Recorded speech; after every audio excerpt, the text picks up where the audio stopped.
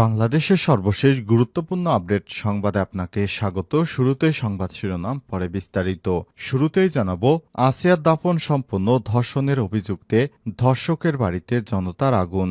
মাগুরায় ধর্ষণের ঘটনায় নিহত শিশু আসিয়া খাতুনের দাফন সম্পন্ন হয়েছে বৃহস্পতিবার ১৩ মার্চ এশার নামাজের পর জানাজা শেষে আসিয়ার আদি নিবাস শ্রীপুরে সোনাইকুণ্ডিতে তাকে দাফন করা হয়। এদিকে রাত ৮:৩০টার দিকে শিশু আসিয়াকে ধর্ষণের ঘটনায় অভিযুক্তের বাড়িতে আগুন দিয়েছে বিক্ষুব্ধ জনতা। এরপর জানাবো, ৩৭টি রাজনৈতিক দলের মধ্যে মাত্র ৬০টি রাজনৈতিক দল সংস্কার বিষয়ে মতামত দিয়েছে। অন্তর্বর্তীকালীন সরকারের কাছে জমা দেয়া সংস্কার কমিশনগুলোর প্রতিবেদনে উল্লেখিত সুপারিশগুলোর উপর ৩৭টি রাজনৈতিক দলের মধ্যে মাত্র ৬০টি রাজনৈতিক দল মতামত দিয়েছে।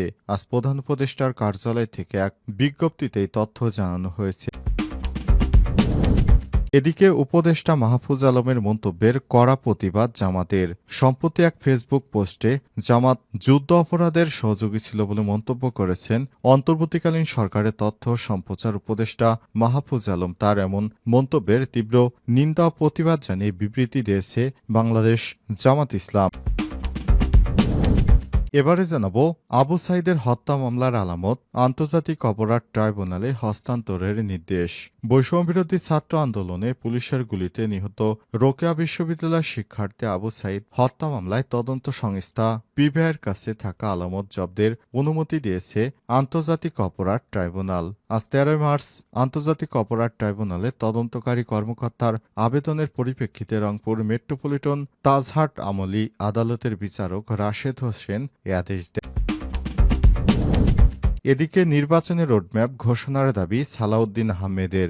সংস্কারের পাশাপাশি সরকারকে দ্রুত সময়ের মধ্যে নির্বাচনের রোডম্যাপ ঘোষণার দাবি জানিয়েছে বিএনপির জাতীয় স্থায়ী কমিটির সদস্য সালাউদ্দিন আহমেদ। বৃহস্পতিবার ১৩ মার্চ গণ অধিকার পরিষদ আয়োজিত ইফতার মাহফিল অনুষ্ঠানে এই দাবি জানান তিনি। এবং সর্বশেষ জানাবো, নতুন দলের নেতারা সব ডিপার্টমেন্টে তদবির করছে বললেন বুলু।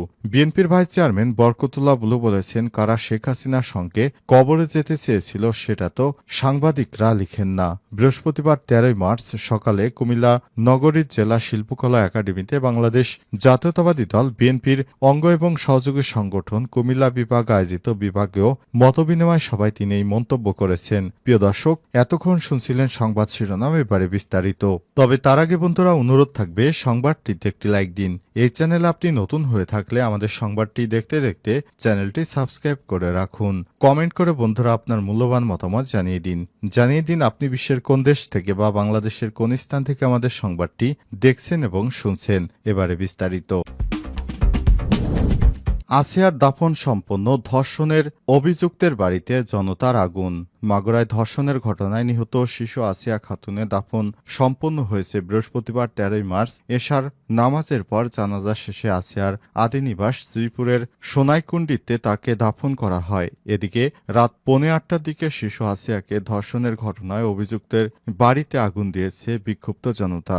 এর আগে আন্তঃবাহিনী জনসংযোগ পরিদপ্তর আইএসপিআর এর পাঠানো এক বিজ্ঞপ্তিতে বলা হয়েছে, মাগুরায় নির্যাতিত শিশুটি আজ ১৩ মার্চ দুপুর ১টায় সম্মিলিত সামরিক হাসপাতাল ঢাকায় শেষ নিঃশ্বাস ত্যাগ করেছেন। ইন্না লিল্লাহি ওয়া ইন্না ইলাইহি রাজিউন। সম্মিলিত সামরিক হাসপাতাল সিএমএইচ এর সর্বাধুনিক চিকিৎসা ব্যবস্থা প্রয়োগ এবং বিশেষজ্ঞ চিকিৎসকদের সর্বোচ্চ প্রচেষ্টা সত্ত্বেও তাকে বাঁচানো সম্ভব হয়নি। শিশুটি আজ সকালে ৩বার কার্ডিয়াক অ্যারেস্ট হয়েছে।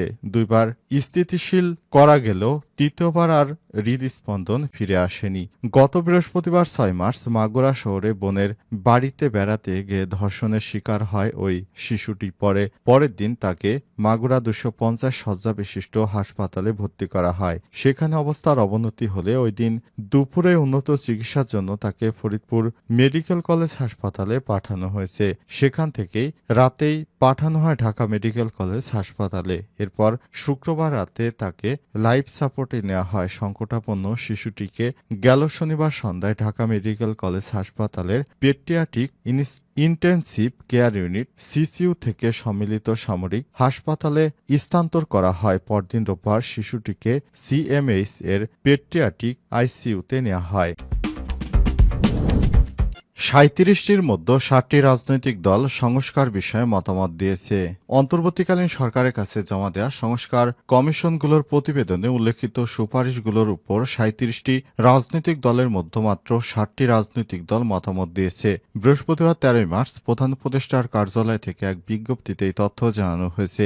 এতে বলা হয়েছে, গণপ্রজাতন্ত্রী বাংলাদেশ সরকারের অন্তর্বর্তীকালীন সরকারের প্রধান উপদেষ্টার সভাপতিত্বে জাতীয় ঐক্যমত কমিশন গঠিত হয়েছে। গেল বছরের ১৫ই ফেব্রুয়ারি ওই কমিশনের কার্যক্রম শুরু হয়েছে। ইতিমধ্যেই প্রথম পর্যায়ে গঠিত সংস্কার কমিশনগুলোর মধ্যে সংবিধান সংস্কার কমিশন, জনপ্রশাসন সংস্কার কমিশন, নির্বাচন ব্যবস্থা সংস্কার কমিশন, বিচার বিভাগ সংস্কার কমিশন এবং দুর্নীতি দমন কমিশন সংস্কার কমিশনের প্রতিবেদনে উল্লেখিত গুরুত্বপূর্ণ সুপারিশগুলোর উপর রাজনৈতিক দলের সুনির্দিষ্ট মতামত গ্রহণের লক্ষ্যে ১৩ মার্চের মধ্যে প্রেরণের অনুরোধ জানিয়ে গত ৬ মার্চ ওই সুপারিশগুলোর স্প্রেডশিট আকারে ৩৭টি রাজনৈতিক দলের নিকট প্রেরণ করা হয়েছিল। বৃহস্পতিবার ১৩ মার্চ পর্যন্ত ৩৭টি রাজনৈতিক দলের মধ্যে মাত্র ৭টি রাজনৈতিক দলের নিকট হতে মতামত পাওয়া গেছে। ১৬টি রাজনৈতিক দল পূর্ণাঙ্গ মতামতের জন্য অতিরিক্ত কয়েকদিনের সময়ের জন্য অনুরোধ করেছে।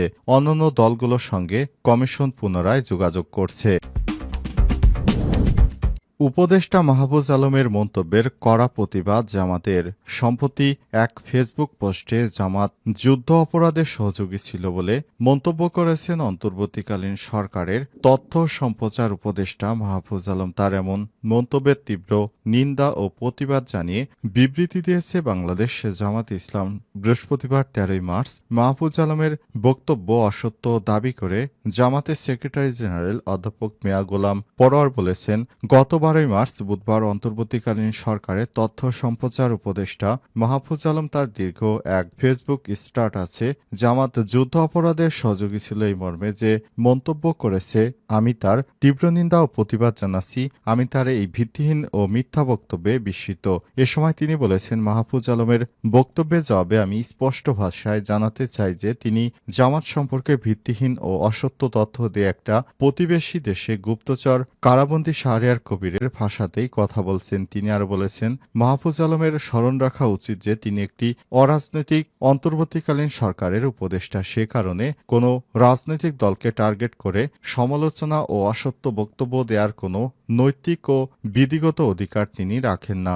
রাজনৈতিক বক্তব্য দিতে হলে রাজনৈতিক ময়দানে এসে বক্তব্য দেয়া সমীচীন। তার এই বক্তব্যে বর্তমান অন্তর্বর্তীকালীন সরকারের অরাজনৈতিক চরিত্রকেই প্রশ্নবিদ্ধ করেছে।